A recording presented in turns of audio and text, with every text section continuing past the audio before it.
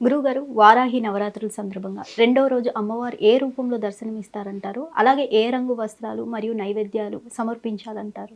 ధ్యాయేత్ పద్మాసనస్థాం వికసదవదనాం పద్మపత్రాయతాక్షీం హేమాభాం పీతవస్త్రాం కర్కలదల సద్దేమ పద్మాం వరాంగీం సర్వాలంకారయుక్తాం సకలమభయదాం భక్తనమ్రాం భవానీం శ్రీవిద్యాం శాంతమూర్తిం సకల సురనుతాం సర్వసంపత్ప్రదాత్రీం.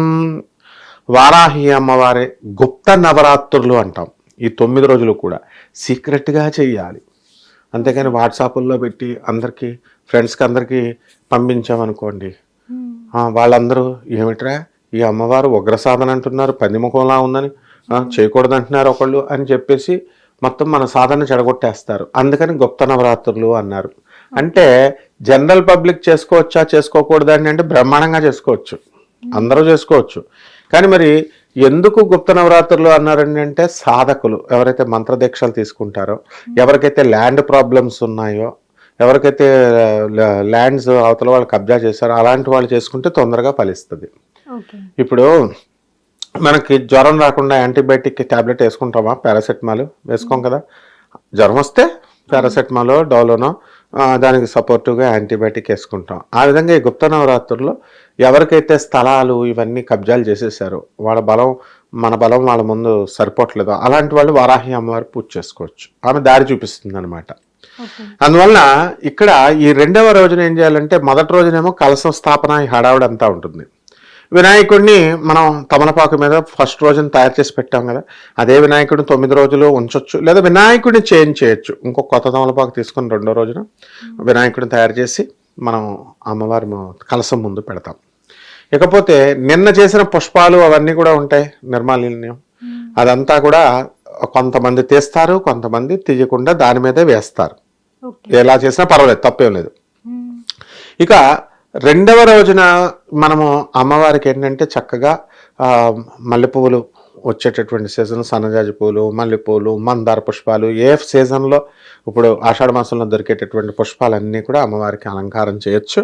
అండ్ ఈ యొక్క పసుపు కొమ్ములతో దండ మనం ఆల్రెడీ ఫస్ట్ రోజున వేసాం, మళ్ళీ కావాల్సి మళ్ళీ ఇంకో పసుపు కొమ్ముల దండ కలశం మీద వేయచ్చు అమ్మవారి ఫోటోకి. కానీ ఇకపోతే మనం రెండవ రోజున మనం ఏం చేయాలి ఏమిటి అంటే, మొట్టమొదట శైలపుత్రి, ప్రథమం శైలపుత్రి ఇచ్చి ద్వితీయం బ్రహ్మచారిణి అన్నాం. బ్రహ్మచారిణి రూపంలో అమ్మవారు అలంకారం చేస్తాం.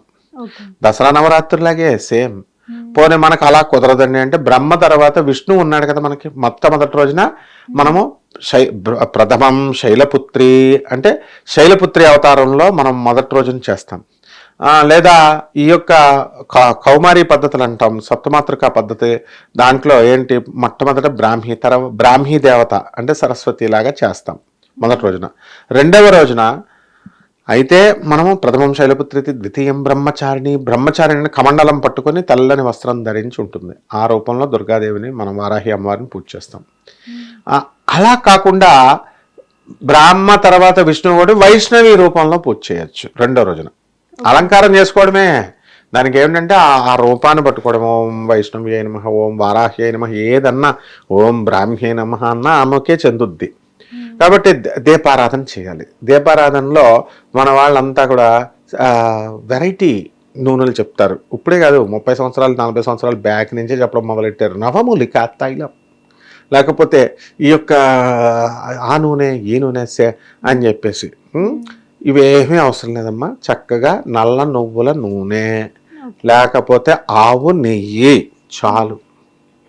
ఆముదంతో కూడా చేయొచ్చు, శత్రుపీడ పోతుంది. తర్వాత వెప్ప నూనె, ఆవాల నూనె, ఇన్ని ఉన్నాయి మనకి న్యాచురల్గా దొరికేవి. వీళ్ళు ఏం చేశారు, 9 మూలికలను తీసి నూనె తయారు చేసి 9 మూలికలతో నూనెలు చేసి అన్నారు. అండ్ ఇంకా అలవాటు అయిపోయిందిలే ఇప్పుడు ఆ నూనె కూడా. కాకపోతే కాస్ట్ ఎక్కువ అనమాట. పెట్టుకునే వాళ్ళు పెట్టుకోవచ్చు, లేనటువంటి వాళ్ళు ఇచ్చేయచ్చు. నెక్స్ట్ ఇక నైవేద్యం, దీపం ఒత్తులు మార్చాలి. దీపం కాటన్ది, ఎర్ర ఒత్తులు, నల్ల ఒత్తులు ఇవేం అవసరం లేదు, తెల్లని కాటన్ ఒత్తులు వేసేసి చక్కగా దూత్తో దీపారాధన అయిపోయింది కదా. ఇక మనం ఈ యొక్క సంకల్పం మొట్టమొదటి రోజున చెప్పుకుంటాం, రెండో రోజున కూడా సంకల్పం మనం చెప్పుకొని చక్కగా ఈ యొక్క వారాహి అమ్మవారి యొక్క అష్టోత్తర శతనామ పూజ 108 నామాలతో, లేదా ఓం వారాహి అయి నమః అన్నదే 108 సార్లు చేసుకొని మనం చేసుకోవచ్చు. నైవేద్యం ఏమిటండి? మొదటి రోజున పాయసాన్న ప్రియాత్ పక్ష శ్లోక భయంకరి పాయసాన్నం పెట్టాం. రెండో రోజున పులిహార పెడతాం. 9 రకాల వంటలు మనకే తినేది మనమే కదా. చక్కగా పులిహార అమ్మవారికి నైవేద్యం పెట్టి, తర్వాత పుష్పాలు, ఫలాలు.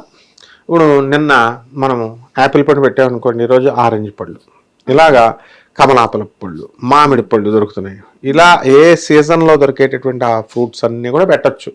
దానికి మళ్ళీ ఏమండి గురువుగారు మామిడి పండు అన్నారు, మామిడి పండే దొరకట్లేదండి మార్కెట్లో, ఎలాగండి అని పూజ ఆపేయక్కర్లేదు. అంత చాదస్తం వద్దనే నేను చెప్పేది. ప్రభాత్ రంజన్ సర్కార్ మన గురువు గారు డాగ్మా సెంటర్డ్ ఫిలాసఫీని తొక్కేశారు. మూఢనమ్మకాలు ఉండకూడదు. స్వామి వివేకానంద, ఆదిశంకర్లు ఇలాంటివి చెప్పలేదు. వీళ్ళు మన ఇప్పుడున్నటువంటి ఆధునిక పండితులు చెప్పడం వల్ల కన్ఫ్యూజ్ అయిపోయారు జనం. ఏ పండైనా పెట్టచ్చమ్మా. తర్వాత నైవేద్యం అయిపోయింది. నైవేద్యం అయిపోయిన తర్వాత హారతి ఇచ్చేస్తాం. హారతి ఇచ్చి క్షమాపణ స్తోత్రం చేసేసి రెండో రోజున మళ్ళీ కలశాన్ని ఏమి మనం కదపమన్నమాట చేసేసి వచ్చేస్తే సరిపోతుందమ్మా రెండో రోజున. ధన్యవాదాలమ్మా. హిట్ టీవీ యాప్, ఇందులో short news, live news, entertainment shows, movies, digital magazines తో పాటు మీ జిల్లా వార్తలను కూడా ఫ్రీగా చూడొచ్చు. ఇంకెందుకు ఆలస్యం, వెంటనే హిట్ టీవీ యాప్ ని డౌన్లోడ్ చేసుకుని ఫ్రీగా ఎంటర్టైన్మెంట్ పొందండి. Hit TV app. Hit TV app. Please download hit TV app. Hit TV యాప్ని ఫ్రీగా డౌన్లోడ్ చేసుకొని ఎంజాయ్ చేయండి. మీకు నచ్చిన ఎంటర్టైన్మెంట్ కోసం హిట్ టీవీ యాప్ ని ఫ్రీగా డౌన్లోడ్ చేసుకుని ఎంజాయ్ చేయండి. హిట్ టీవీ యాప్ని డౌన్లోడ్ చేసుకుని ఆస్వాదించండి, ఆశీర్వదించండి. ఇంతమంది సెలబ్రిటీలు హిట్ టీవీ యాప్ ని డౌన్లోడ్ చేసుకోండి అని చెప్తున్నారంటే ఎంత మంచి యాప్ ఆలోచించండి. అమెరికా అమెరికా అమెరికా అమెరికాలో చదవాలనుకునే వాళ్ళకి విశ్వసనీయమైన పేరు మన శౌర్య కన్సల్టెన్సీ. UK లో 1 year masters. UK లో 1 year masters. 2 years work permit up to 5 years visa. Contact Saurya Consultancy. Contact 89851 89851.